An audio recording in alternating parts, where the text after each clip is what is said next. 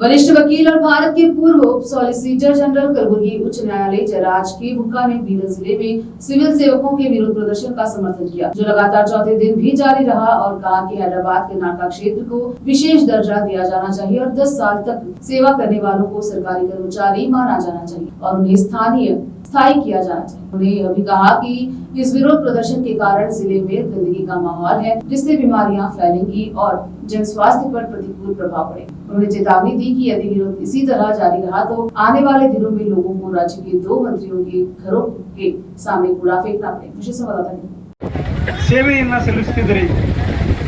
ಅದರಂತೆ ನಮ್ಮ ಈ ಭಾಗದ ಹೈದರಾಬಾದ್ ಕರ್ನಾಟಕದ 371 ಜೆ ಅಡಿಯಲ್ಲಿ ಯಾರ್ಯಾರು 10 ವರ್ಷಗಳ ಕಾಲ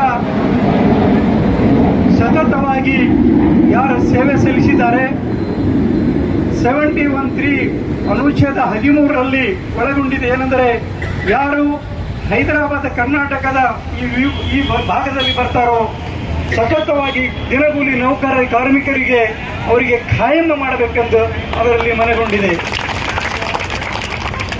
ಮಾಜಿ ಮಂತ್ರಿಗಳು ಹೋರಾಟಗಾರ ವೈಜನಾಥ್ ಪಾಟೀಲ್ ಅವರ ಸತತ ಹೋರಾಟದಿಂದ ಮಾಜಿ ಮುಖ್ಯಮಂತ್ರಿ ಧರ್ಮಸಿಂಗ್ ಅವರ ಮುಖ್ಯಮಂತ್ರಿ ಮತ್ತು ಮಲ್ಲಿಕಾರ್ಜುನ್ ಖರ್ಗೆ ಅವರ ಒಂದು ಹೋರಾಟದಿಂದ ನಮ್ಮ ಅಂದಿನ ಪ್ರಧಾನಮಂತ್ರಿ ಅವರ ಅಧ್ಯಕ್ಷತೆಯಲ್ಲಿ ಈ ಭಾಗಕ್ಕೆ ವಿಶೇಷವಾಗಿ ಹೈದರಾಬಾದ್ 371 ಜೆ ಅನ್ನು ಒಳಗೊಂಡಿದೆ.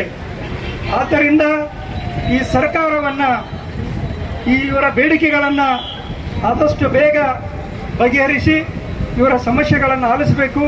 ಇವರನ್ನು ಸರ್ಕಾರಿ ನೌಕರರೆಂದು ಪರಿಗಣಿಸಿ ಇವರ ನೌಕರನ್ನು ಖಾಯಂಗೊಳಿಸಬೇಕು. ಇಲ್ಲದಿದ್ದರೆ ನಿಮ್ಮ ಸರ್ಕಾರ ಇವರಿಗೆ ಖಾಯಂ ಮಾಡಿದ್ರೆ ನಿಮ್ಮ ಸರ್ಕಾರ ಖಾಯಂ, ಇಲ್ಲದ್ರೆ ನೀವು ಖಾಯಂ ಇರಲಿಕ್ಕೆ ಸಾಧ್ಯ ಇಲ್ಲ ಅಂತಕ್ಕಂಥ ಮಾತನ್ನು ಈ ವೇದಿಕೆ ಮಾಡುವ ಎಚ್ಚರಿಕೆ ಈ ಸರ್ಕಾರ ಕೊಡ್ತಾ ಇದ್ದೇವೆ. ಬಂಧುಗಳೇ, ವಿಶೇಷವಾಗಿ ಏನಂದರೆ ಯಾರು ಸತತವಾಗಿ ಹೋರಾಟ ಮಾಡ್ತಾ ಇದ್ರಿ, ಇಲ್ಲಿನ